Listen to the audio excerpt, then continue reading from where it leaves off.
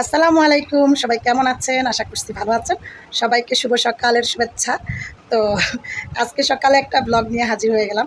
আমরা যারা কুরবানি, আজকে তো পিঠা বানানোর আ সময় এবং পিঠা বানানোর দিন। আজকে পিঠা বানাবো ও আমরা যারা কুরবানি প্রতিটা ঘরে, ঘরে কিন্তু আজকে সারাদিন পিঠা বানানো চলবে।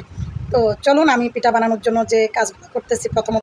তো এখানে হচ্ছে আমি ৩ কেজি ময়দা নিয়েছি। ৩ কেজির সাথে আমি ৫ কেজি চালের গুঁড়ি অ্যাড করব। তো এখান থেকে আমি ১ কেজি চালের গুঁড়ি আগেভাগে উঠায় নিব, সেটা হচ্ছে শুধু বেলার জন্য।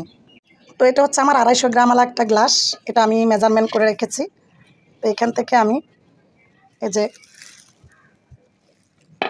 ১ কেজি উঠাই নেব।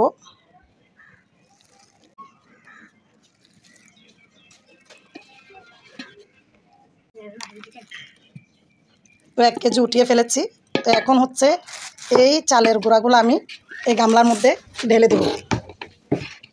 ডাল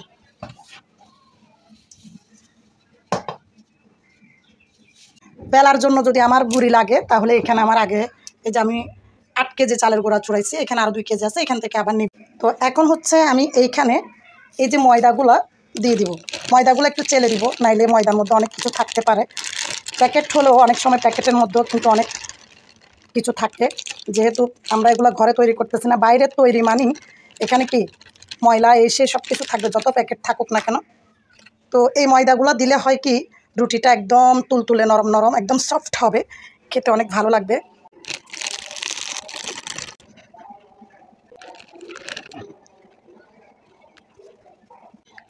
তো এখানে কিন্তু আমি ৩টা প্যাকেট ময়দা চালছি, কোনো প্রকার কিছু পাই নাই। আমি সবসময় পুষ্টি ময়দা আনাই। তো এই ময়দার নাম হচ্ছে মুস্কান, মুস্কান ময়দা। তো এই ময়দাগুলো খুবই ভালো হয়েছে, ফার্স্ট টাইম আনছি আমি মুস্কান ময়দা। তো আমি সবসময় কিন্তু পুষ্টি ময়দা আনি। তো পুষ্টির ময়দার মধ্যেও কিন্তু কোনো ময়লা বা কিছু থাকে না, কিন্তু এই মুস্কান ময়দার মধ্যেও আমি কোনো ময়লা বা কিছু পাই না। এখন হবে আমার এই যে চালগুলা, মানে চাল আর চালের গুঁড়ি আর ময়দা একসাথে মিক্স করা।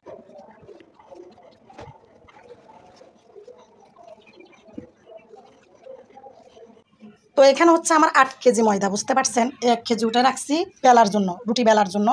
তো আমাদের এক্সট্রা ময়দা প্রয়োজন হয় বা গুঁড়ি প্রয়োজন হয় সেজন্য। আর এখানে হচ্ছে ময়দা আর চালের গুঁড়ি মিক্স, সর্বমোট আমার ৮ কেজি। তো আরও আমার প্রয়োজন হতে পারে, মোট ৯ কেজি চালের গুঁড়ি আমি পিঠা বানাচ্ছি। তো এখন হচ্ছে এগুলো আমার শ্বশুরের ঘরে নিয়ে যাচ্ছি, একটু ঢেকে যাবো না, আস্তে আস্তে নামা হয়েছে দিও না না। এগুলো আমার শ্বশুরের ঘরে নিয়ে যাচ্ছি। তো এখন হচ্ছে আমিও চলে যাব। এখানে হচ্ছে এই যে যে বেলার জন্য চালের গুঁড়ি আর লবণ, তো এগুলো নিয়ে আমিও চলে যাব।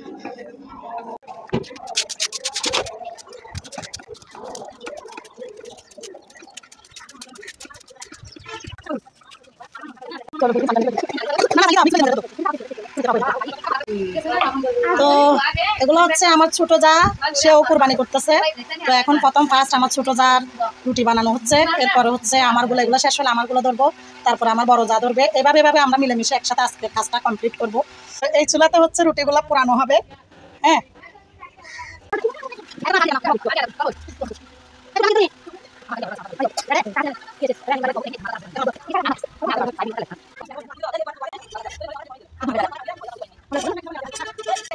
তো ঠিক আছে, সবাই ভালো থাকুন, সুস্থ থাকুন। আর ভিডিওতে বেশি বেশি কমেন্ট করুন, ভিডিওটা বেশি বেশি শেয়ার করে সহযোগিতা করুন। তো এই পর্যন্ত, আল্লাহ হাফেজ।